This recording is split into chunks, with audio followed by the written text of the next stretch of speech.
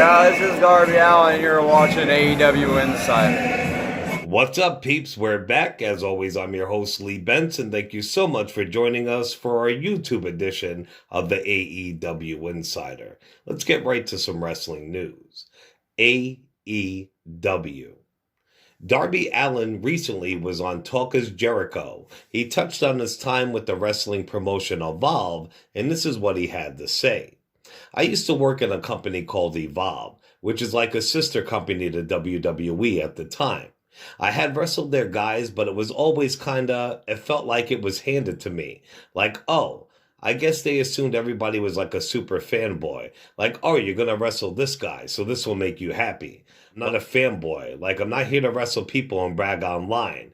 Oh, I got to wrestle an NXT superstar. That is cool, but I couldn't give a shit. It's not cool when you have all these hospital bills and you're living in your car and stuff like that. Brandy Rhodes had to drop out of Chris Jericho's upcoming cruise. She claimed she had prior engagements and that her passport was stolen. It also has been revealed that Nick Jackson of the Young Bucks is the one who created most of the card, aka the match lineup, for Jericho's cruise, which is very cool. We'll see what he might be doing after his wrestling days are over. WWE. NXT UK star Jazzy Gabbard is a free agent. Her contract is up and she has not re-signed, I guess. She is a beast. I know tons of promotion who would want a big dominating female like her on their roster. She tweeted, free agent. And in another post she said, I will press the reset button. I will be offline for a short while. Need a change. Will change. Body, mind, and soul needs a break. 10 days of fasting, including keeping off of social media, is the first step to a second one. What I look forward most to is changing my look. I'm going to change my profession. In the end, I'm going to be like a rising phoenix. Watch out for it. Thanks for being on this journey. I think she would be perfect for Brandy Rhodes' Nightmare Collective or even against somebody like Jordan Grace on Impact. We'll see. Cain Velasquez did an interview with BT Sports. He was asked about Conor McGregor and Daniel Cormier ever joining the WWE and also about himself. About Conor joining. I think he'd be well suited because of his promos. That's probably the hardest part and he nails that. He's just a great athlete, so he definitely could do it. On Daniel. A good buddy. He's just got a great personality. He's a great athlete, and he's been in love with this sport, which he means WWE, since he was a kid as well. He grew up watching it, and even now, as an adult, he's a huge fan. And about himself going from MMA to WWE. For me, it just turned up a notch. Even like on social media, I didn't know how big the WWE was. Coming from the UFC, that's what I know. That's the world that I'm really familiar with, and I know the sides of it and who's in it and everything else. Just the amount of people you have, something like WrestleMania, UFC doesn't pull numbers like that. DGeneration X is one of the biggest, if not biggest, wrestling factions ever. In a recent interview with Wikipedia Fact or Fiction, Triple H revealed who came up with the actual name DGeneration X. Hunter said, I believe the name came from Shane. The first time I ever heard it was from Shane. Bret Hart said we were nothing but a bunch of degenerates, right? Like we were just losers, a bunch of degenerates. Bret did say that, but he said it backstage. Shane was the first one who said it pretty much aloud for young kids that were in it in that day and age. They're like Generation X, man. They are that thing. Shane combined those two and he's like, it's the degenerates, but they're Degeneration X or DGeneration X. And that's where it first came from. That's where I heard it. And that's where I flipped it into a promo. Mike Kanellis has not been seen in a WWE ring since he requested his release for the second or third time now with the company in October. Well, at a live event in Melbourne, Australia, he returned and he is now a tag team with NXT's Tony Nese. Both of these guys are huge talents. Let's hope they can get themselves over. A bunch of superstars have said the morale backstage is a lot better now that Paul Heyman took over. One star said, Rollins was under a lot of pressure to step up and lead. Randy's there now and everybody looks up to him too. Indie guys have AJ Styles. There's not one guy anymore and it's a lot better. Impact Wrestling. Impact Wrestling had live events in Mexico. Jordynne Grace finally dethroned Taya Valkyrie for her Knockout World title. We all know Taya's going to go with her husband John Morrison in WWE as soon as her contract's up, and Jordynne Grace does deserve that belt. She's deserved it for a while now, so congratulations to her. I don't think Taya has any regrets, though. Remember, she set the record for holding the Knockout Champion's title in the longest in history, so she should be content.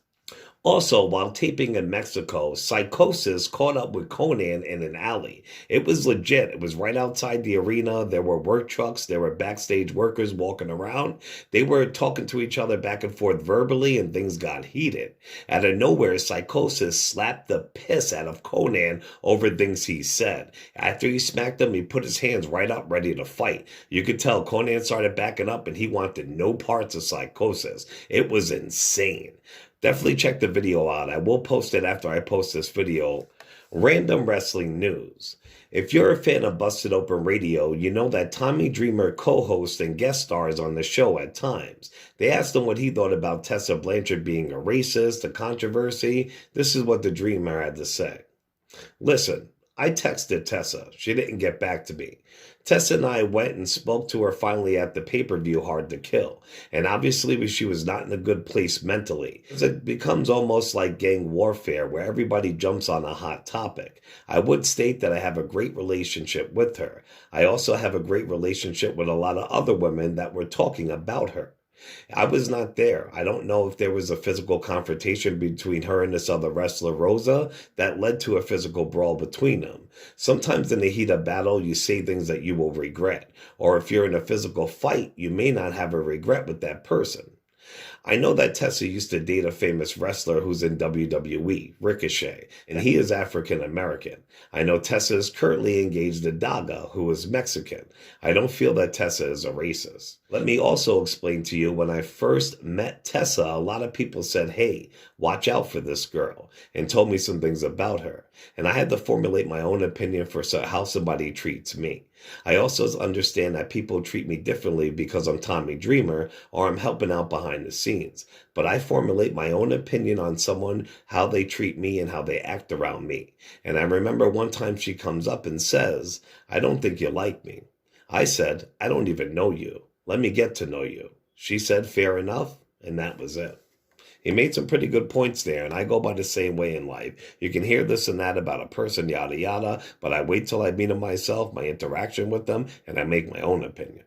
A few female WoW and Impact wrestlers talked to Fightful.com. They would not reveal who they are for fear of retaliation, but they said that Tessa Blanchard would have it out with the WoW trainers, telling one she shouldn't even be teaching and didn't belong there. The trainer was said to have cried in front of the group, and when someone tried to reach out to Blanchard about it, she wasn't interested in talking and said that it was being blown out of proportion. As Tessa gained influence in the company, certain things needed to be approved by her, which really accelerated in Season 2. As Season 2 went on, Tessa became the face of the company, head trainer, and worked in talent relations. There was a confrontation between Tessa and another top name in WoW. After weeks of tension, they escalated into a verbal battle in front of others as well. It wasn't revealed who was at fault in that particular situation. There was another fairly public shouting match between Tessa Blanchard and Malia Hasaka, which led to Malia being the only person to get reprimanded out of the two, which some members of the WoW roster saw as very unfair. Several longtime members of WoW also felt as if they were losing their pushes once Blanchard showed up and made some heavy changes. Josh Barnett has done 2 awesome Bloodsport pay-per-views so far. He's got another big one coming up. A lot of people online keep tagging him certain wrestlers' name that they want to see in his next pay-per-view. So Barnett went on Twitter himself and he told those 2 wrestlers to get in contact with them if they're interested. And those 2 wrestlers are none other than New Japan Pro Wrestling's Tama Tonga and Enzo Amore. Stay tuned, peeps. All right, peeps. Well, that's it for this show. I'll be back in a couple days with some more awesome wrestling news. Please show us some love on all major podcasting platforms, Facebook and YouTube under the AEW Insider, and on Twitter with the AEW Insider 1. I'll see you soon, peeps. Ciao.